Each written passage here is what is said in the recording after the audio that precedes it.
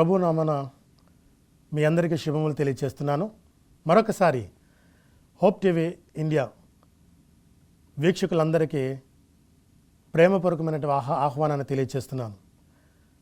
ప్రియులారా, మీరు మీకు కుటుంబ సభ్యులతో సిద్ధంగా ఉన్నారా?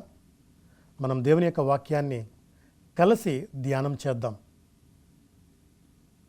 పశువుల నుంచి, పక్షుల నుంచి, జంతువుల నుంచి మనం ఆత్మీయ పాఠాలు నేర్చుకుంటున్నాం కదండి.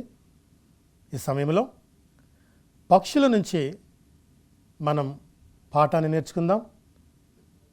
ఈరోజు మనం నేర్చుకోబోయేటువంటి అంశం ఏమిటంటే పక్షిరాజును గురించి మనం నేర్చుకోబోతూ ఉన్నాం.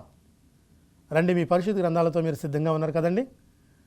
పరిశుద్ధ గ్రంథంలో పక్షిరాజును గురించి మనం నేర్చుకుందాం. ఈ పక్షిరాజు పరిశుద్ధ గ్రంథంలో 32 సార్లు ఈ పక్షిరాజు యొక్క పేరు లిఖించబడింది లేదా ప్రస్తావించబడింది. ఈ పక్షిరాజు గూర్చి పరిశుద్ధ గ్రంథము అనేక ఆత్మీయ పాఠాలు మనకు నేర్పిస్తూ ఉన్నది. యెషయా గ్రంథము 40వ అధ్యాయము 31వ వచనములో మన వేదవాక్యముగా మనం చదువుకున్నట్లయితే ఈ విధముగా మనకు ఆ వాక్యము చెప్పబడుతుంది. యెహోవా కొరకు ఎదురు చూచువారు నూతన బలము పొందుదురు. వారు పక్షిరాజు వలె రెక్కలు చాపి పైకి ఎగుదురు. అలయక పరిగెత్తుదురు, సొమ్మసిల్లక నడిచిపోవుదురు. అవునండి ప్రియులారా, దేవుని యొక్క వాక్యము మనతో తేట తెల్లంగా మాట్లాడుతూ ఉన్నది. మనము పక్షిరాజుతో కొన్ని ఆత్మీయ పాఠాలు నేర్పించాలని దేవుడు ఆశపడుతున్నారు. ఏమిటి ఆ పాఠాలు అనేది మనం గమనించినట్లయితే పక్షిరాజును గురించి మనకి దేవుడు కొన్ని విషయాలు నేర్పిస్తూ ఉన్నారు. అవేమిటో మనం నేర్చుకుందాం. ఈ పక్షిరాజు 6,000 నుంచి 10,000 అడుగులు ఎత్తుకి అది ఎగరగలుగుతుంది. పక్షుల్లో ఏ పక్షి అంత ఎత్తుకి అది ఎగరలేదు, ఈ ఒక్క పక్షిరాజు తప్ప. విమానాలు, ఫ్లైట్లు వెళ్ళడానికి కూడా ఒక నిర్దిష్టమైన ఎత్తు ఉంటుంది. ఆ ఎత్తులోనే అవి వెళ్ళాలి. అలాగే దేవుని వాక్యం చెప్తున్నట్లుగానే, దేవుని వాక్యం మాట్లాడుతున్నట్లుగానే ఈ పక్షిరాజు అది ఎత్తైన ప్రదేశాలలో ఎగురుతుంది. యెషయా భక్తుడు అంటున్నారు, యోబు భక్తుడు మాట్లాడుతున్నాడు ఈ పక్షిరాజుని గురించి. అలాగే కీర్తనల గ్రంథంలో కూడా పక్షిరాజుని గురించి చెప్పబడుతూ ఉన్నది. పక్షిరాజుని గురించి దాని నుంచి కొన్ని ఆత్మీయ పాఠాలు మనకు నేర్పిస్తూ ఉన్నారు. ఏమిటో మనం నేర్చుకుందాం. ఈ పక్షిరాజులో ఉన్నటువంటి గొప్ప గుణాలు, అది ఎత్తైన ప్రదేశంలో ఎగరగలుగుతుంది. అలాగే ఆ ఎత్తైన ప్రదేశం నుంచి దాని ఆహారాన్ని నేల మీద వెతుక్కుంటుంది. అది 5 కిలోమీటర్ల వరకు తన చూపుని అది చూడగలుగుతుంది. ప్రియులారా, ఇదేమైనా మనకు ఒక ఆత్మీయ పాఠం నేర్పిస్తుందంటారా? ఏమంటున్నాడు యెషయా భక్తుడు 40వ అధ్యాయము 31వ వచనములో? అక్కడ ఏమంటున్నాడంటే చూద్దాం ఒకసారి పరిశుద్ధ గ్రంథము నుండి. యెహోవా కొరకు ఎదురు చూచువారు నూతన బలమును పొందుదురు. వారు పక్షిరాజు వలె రెక్కలు చాపి పైకి ఎగురుదురు. దేవుడు మనతోనే మాట్లాడుతున్నాడు. గమనిస్తున్నారా? పక్షిరాజు వలె పైకి ఎగరాలి. క్రైస్తవునిగా మన ఆలోచనలు ఉన్నతముగా ఉండాలి. మన ఆలోచనలు దేవునిపైనే ఉండాలి. పైనున్న వాటినే మనం వెతకాలి తప్ప కిందున్న వాటిని కాదు అని వాక్యం మనకు తెలియపరుస్తుంది. మన ఆలోచన ఎంతసేపు పైన ఉండాలి, పరలోకం అందు ఉండాలి. ఎందుకంటే అది మనకి స్థిరమైన నివాసము. ఈ లోకము అశాశ్వతము, ఇది స్థిరము కాదు. అందుకే మన కళ్ళ ముందు అనేక మంది మహామహా జ్ఞానవంతులు, ధనవంతులు వారు ఉట్టి చేతులతో ఈ లోకాన్ని విడిచి వెళ్ళిపోతున్నారు. దేవుడు మనకు ఒక పాఠాన్ని నేర్పిస్తున్నాడు. మనము ఈ లోకము వారము కాము. అందుకే వాక్యం మనతో మాట్లాడుతుంది.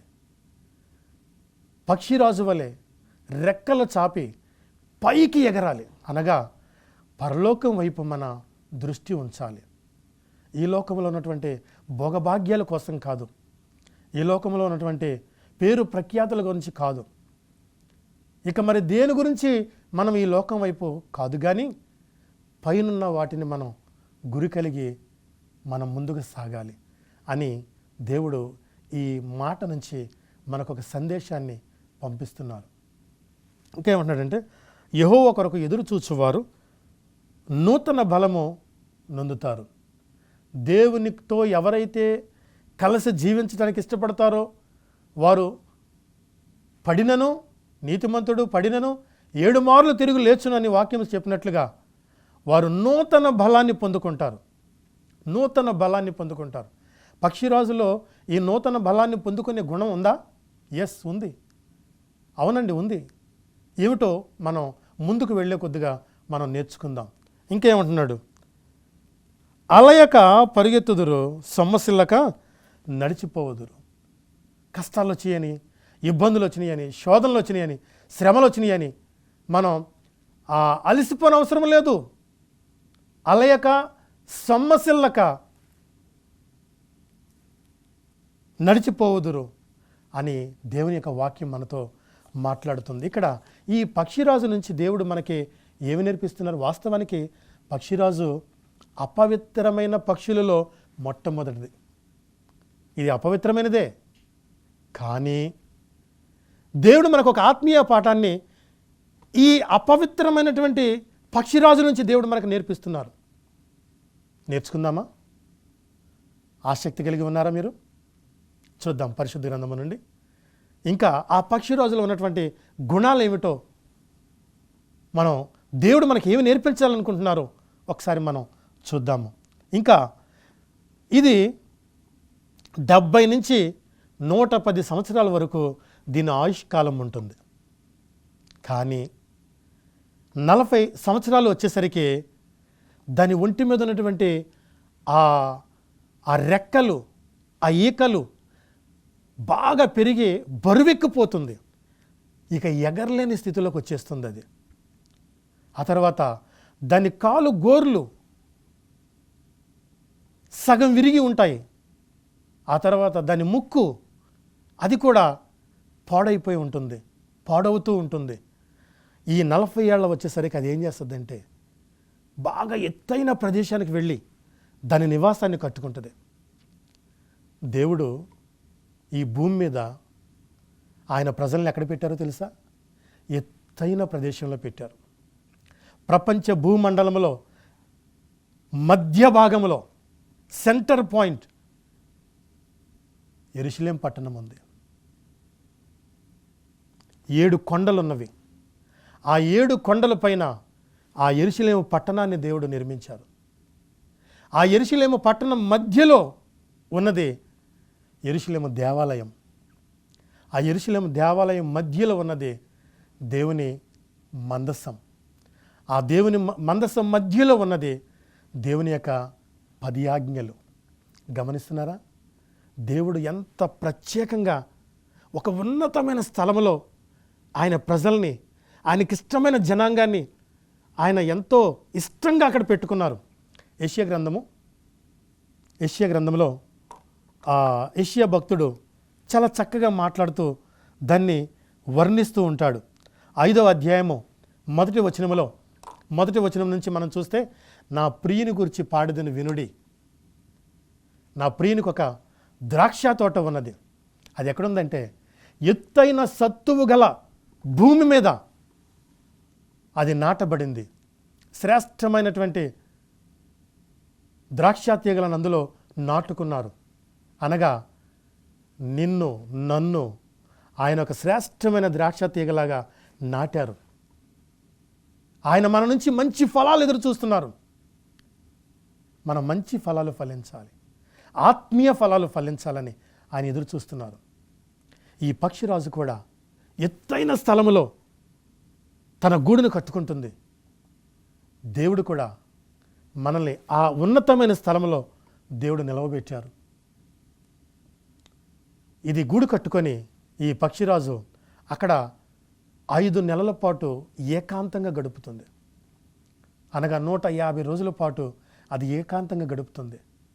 దాని ఒంటి మీద ఉన్నటువంటి, శరీరం మీద ఉన్నటువంటి ఆ ఈకలన్నిటినీ తన ముక్కుతో అది పెరికి వేసుకుంటుంది. ఒకవేళ ఇంకా ఎక్కడైనా అది పెరికి వేయలేని చోట ఏదన్నా ఉంటే అవి వేరే పక్షిరాజు వచ్చి దానికి సహాయపడుతుంది. దాని గోర్లు పెరికి వేసుకుంటుంది. తర్వాత దాన్ని విరిగిపోతున్నటువంటి ఆ ముక్కుని బండకేసి కొట్టుకుంటుంది. ఆ రాతి బండకేసి కొట్టుకుంటుంది. ఆ తర్వాత ఇక మరలా క్రొత్త ఆ ఈకలతో అది ఉంటుంది. క్రొత్త ముక్కు, క్రొత్త గోర్లు దానికి వస్తాయి. అందుకే యెషయా భక్తుడు ఈ పక్షిరాజుని గురించి ఒక చక్కని మాట చెప్తున్నాడు. ఏమనంటే, యెహోవా కొరకు ఎదురు చూచువారు నూతన బలమును పొందుదురు. అవునండి, ఎవరైతే దేవుని కొరకు జీవిస్తారో అటువంటి వారు నూతన బలముతో, నూతన శక్తితో, నూతన ఆత్మతో నింపబడి ఉంటారు. వారికి ఏదున్నా లేకున్నా దిగులుగా ఉండరు. వారు ఆనందంగా ఉంటారు, సంతోషంగా ఉంటారు. ఎందుకంటే ఈ లోకం వారి దృష్టికి చాలా చిన్నది. కానీ చాలామందికి ఈ లోకమే అన్నట్లుగా బ్రతుకుతున్నారు. నిజమైన భక్తునికి ఈ లోకం చాలా చిన్నది. కాబట్టి మనం గమనించవలసిన విషయం ఏంటంటే, ప్రియ సహోదరి సహోదరుడా, ఈ పక్షిరాజు నుంచి దేవుడు మనకు కొన్ని పాఠాలు నేర్పిస్తూ ఉన్నారు. ఇది ఉన్నతమైన స్థలంలో ఉంటుంది. మన ఆలోచనలు కూడా క్రైస్తవునిగా మన జీవితాలు ఉన్నతముగా ఉండాలనేది దేవుని యొక్క ఉద్దేశం, దేవుని యొక్క ఆశయం ఉన్నది. చూద్దాం ఇంకా దేవుడు దీని నుంచి మనకి ఏమి నేర్పిస్తూ ఉన్నారు. దీనికి ఒక గురి ఉంది, ఒక నిలకడ ఉంది. ఇవి తినే ఆహారం కూడా వేటాడుకొని తింటాయి. అందుకే దీని పేరు పక్షిరాజు అని పిలువబడుతుంది. ఇది చచ్చిపోయిన వాటిని, కుళ్ళిపోయిన వాటిని తినదు. ఇది జీవంగా ఉన్నదాన్ని చంపుకొని, వేటాడుకొని చంపుకొని తింటుంది. దీన్ని తినే ఆహార విధానంలో కూడా ఒక క్రమం ఉంది. అంతేకాకుండా ఇది ఒక బలమైనటువంటి తీర్మానంతో ఉంటుంది ఇది. కాబట్టి మనం కూడా అటువంటి గుణగణాలు మనం కలిగి జీవించాలని దీని నుంచి దేవుడు మనకి కొన్ని ఆత్మీయ పాఠాలు మనకు నేర్పిస్తున్నారు. పక్షిరాజు నుంచి దేవుడు మనకి కొన్ని ఆత్మీయ పాఠాలు నేర్పిస్తున్నారు. చూడండి, యేసు ప్రభువారు ఏమంటున్నారంటే, దేవుడు నిర్గమకాండము 19వ అధ్యాయము 4వ వచనములో, ఓ ఇశ్రాయేలు ప్రజలారా, నేను మిమ్ములను, అక్కడ బానిసలుగా ఉన్న మిమ్ములను అక్కడి నుంచి నేను మిమ్మల్ని ఎలా తీసుకొచ్చానో తెలుసా? చూడండి ఒకసారి పరిశుద్ధ గ్రంథంలో నుండి నిర్గమకాండం 19వ అధ్యాయం 4వ వచనంలో ఏమంటున్నాడంటే, నేను ఐగుప్తీయులకు ఏమి చేసితునో మిమ్మును గెద్ద రెక్కల మీద మోసి నా యొద్దకు మిమ్మును చేర్చుకుంటేని. గెద్ద తన పిల్లల్ని రెక్కల మీద వేసుకున్నట్లుగా నేను అదే రీతిగా మిమ్మల్ని నా యొద్దకు నేను నడిపించుకుంటేని అని దేవుడు మాట్లాడుతున్నాడు. ఎందుకు మాట్లాడాల్సి వస్తుంది ఈ మాట? ప్రజలు దేవుని మాటకు దూరం అయిపోతున్నారు. ప్రజలు దేవుని మాటను విననొన్నని వారుగా ఉంటున్నారు. కాబట్టి దేవుడి మాట అనవలసి వస్తుంది. నేను మిమ్మల్ని, గెద్ద తన పిల్లలను ఏ రీతిగా తీసుకొస్తుందో ఆ రీతిగా నేను మిమ్మల్ని తీసుకొచ్చి చేర్చాను అని అంటున్నాడు. గెద్ద తన పిల్లల్ని ఏ రీతిగా చేస్తుందో తెలుసా? అది ఎత్తైన కొండల ప్రాంతంలో తన నివాసాన్ని నిర్మించుకొని అక్కడ గూడు కట్టుకొని పిల్లల్ని పెట్టి కొంతకాలమైన తర్వాత ఆ పిల్లల్ని ఆ గూడిని పడేసి ఆ పిల్లల్ని కిందకు నెట్టివేసి చేస్తాయి. ఆ గూటిలో ఉన్నంత వరకు ఆ పిల్లలు ఆహా మా తల్లి మా తండ్రి ఎంత మంచివో అని అనుకుంటాయి. కానీ ఎప్పుడైతే గూటిని చెదరగొట్టేసి ఆ పిల్లల్ని కింద పడేస్తాయో అవి అయ్యో ఏం చేయాలి ఇప్పుడు అని ఆలోచించి ఇక అప్పుడు వాటి రెక్కలకు పనిచెప్పి ఎగరటం నేర్చుకుంటూ ఉంటాయి. ఒకవేళ ఏ పిల్లైనా ఎగరలేని పక్షంలో ఆ తల్లి వెంటనే దానికంటే వేగంగా ముందుకు వచ్చి దాని రెక్కల మీద తన బిడ్డని వేసుకుంటుంది. ఒకవేళ తల్లి కూడా అందుకోలేకపోతే తండ్రి పక్షిరాజు ఇదంతా గమనిస్తూ అది కూడా వేగంగా వచ్చి పడిపోతున్న పిల్లల్ని తన భుజాల మీద వేసుకొని పైకి తీసుకుని వెళుతూ ఉంటాయి. ప్రియులారా, ప్రభు మనల్ని కూడా అదే రీతిగా ఆయన భుజాల మీద ఆనాడు ఇశ్రాయేలు ప్రజల్ని నడిపించారు. నేడు మనల్ని కూడా అదే రీతిగా దేవుడు నడిపిస్తున్నారు. మరి మనం దేవుని మాటను గ్రహిస్తున్నామా, గమనిస్తున్నామా, దేవుణ్ణి లోబడి జీవించగలుగుతున్నామా అనేది మనం గమనించాలి, నేర్చుకోవాలి. ఇంకా మనం చూస్తే ఎవరైతే నేను అనారోగ్యం అయిపోయాను, నేను బలహీనం అయిపోయాను, నేను నీరసం అయిపోయాను, నా వల్ల ఏమవుతుంది, నేనేం చేయగలుగుతాను అని నువ్వు అనుకుంటున్నావా? చూడండి, కీర్తన గ్రంథంలో ప్రభు మాట్లాడుతున్నాడు.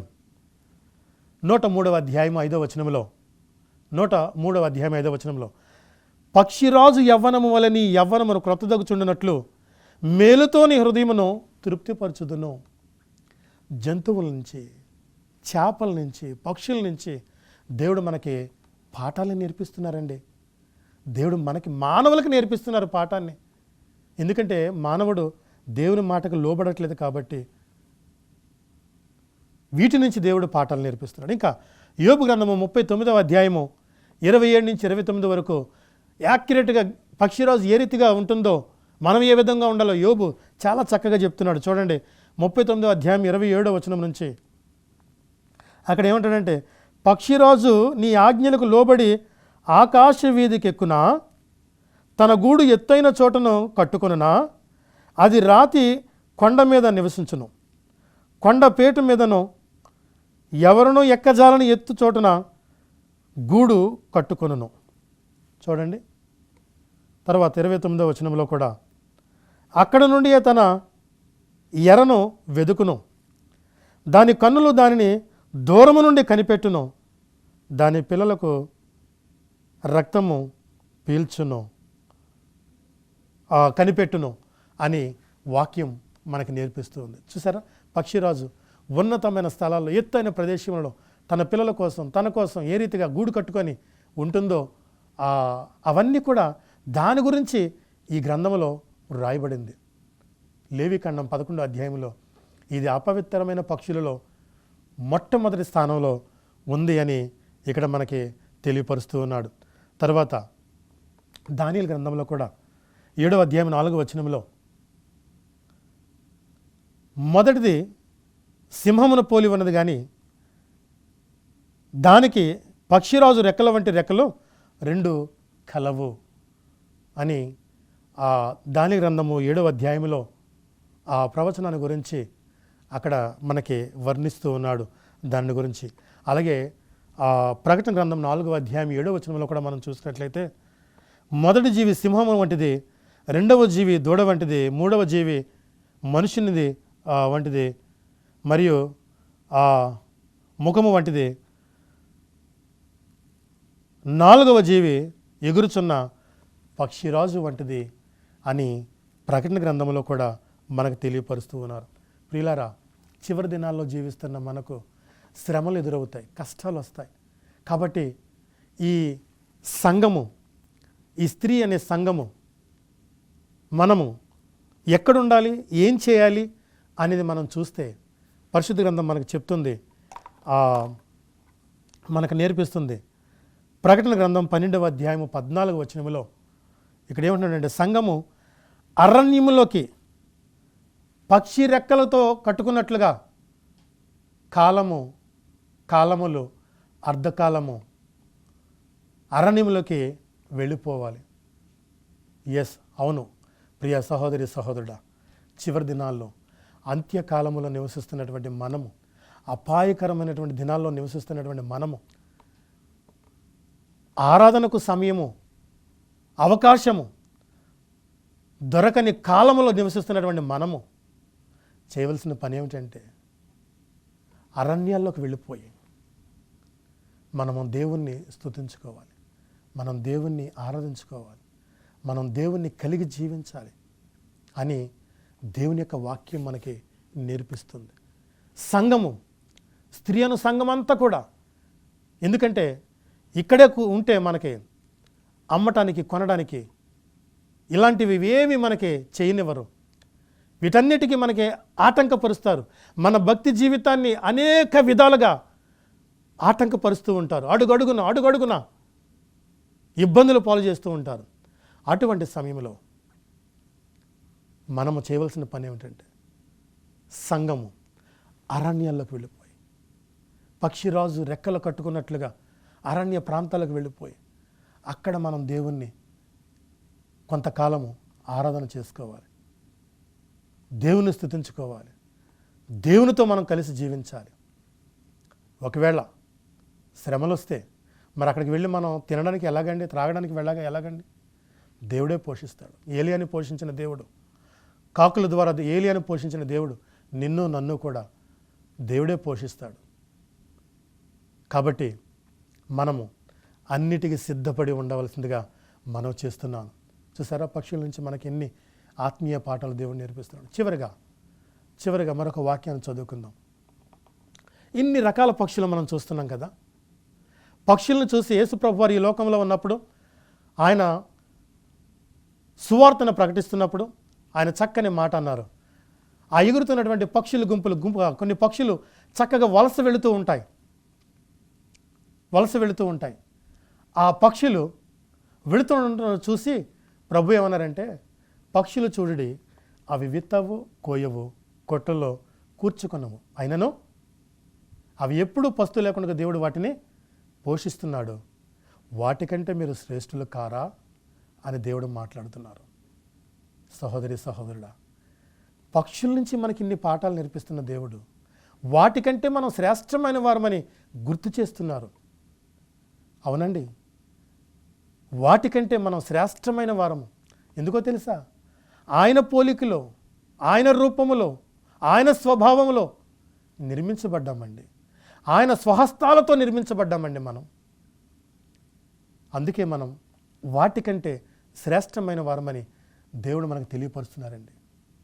చివరిగా, ఇంత అందమైన పక్షులు చక్కని స్వరాలతో పాటలు పాడుతూ సంగీతాన్ని అందిస్తూ వినుసొంపుగా వాటిని కూత ద్వారా మనల్ని ఆనందింపజేస్తున్నటువంటి ఇన్ని పక్షులు, ఆ పక్షుల్లో మరొక ఆత్మీయ పాఠం ఏమిటంటే, మనందరికంటే ముందుగా లేచి అవి దేవుని స్తుతిస్తున్నాయండి, దేవుని ఆరాధిస్తున్నాయండి, దేవుని ప్రార్థిస్తున్నాయండి. ఆ తర్వాత ఒక దినం రాబోతుంది, ప్రభు రెండవ రాకడకు మునుపు ఈ పక్షులేమీ ఉండవండి. ఈ పక్షులన్నీ లయమైపోతాయి. చూద్దాం, పరిశుద్ధ గ్రంథం నుండి, పరిశుద్ధ వాక్యము నుండి మనం చూద్దాము. చూడండి, ఇర్మియా గ్రంథము 4వ అధ్యాయము 25వ వచనములో, దేవునికి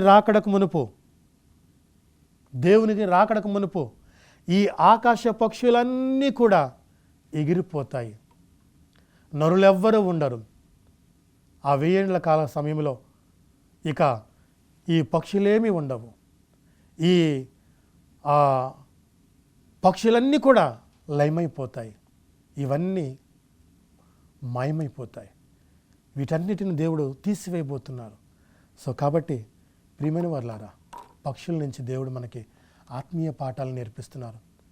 గమనిస్తున్నావా? మనము ఉన్నతమైన స్థితిలో మన ఆలోచన విధానం ఉండాలి. పరలోకం వైపు మనం చూడాలి. పైనున్న వాటిని మనం వేగిరపడాలి. ఈ లోకం ఉన్న వాటి కోసం కాదు మనం చూడవలసింది. మన నూతన బలముతో మనం పైకి ఎగిరేవారుగా మనం జీవించాలని దేవుడు కోరుతూ ఉన్నారు. దేవుడు మనలను, మన కుటుంబాలని దీవించి ఆశీర్వదించి కృపాక్షేమములతో నింపి నడిపించును గాక. ఆమెన్.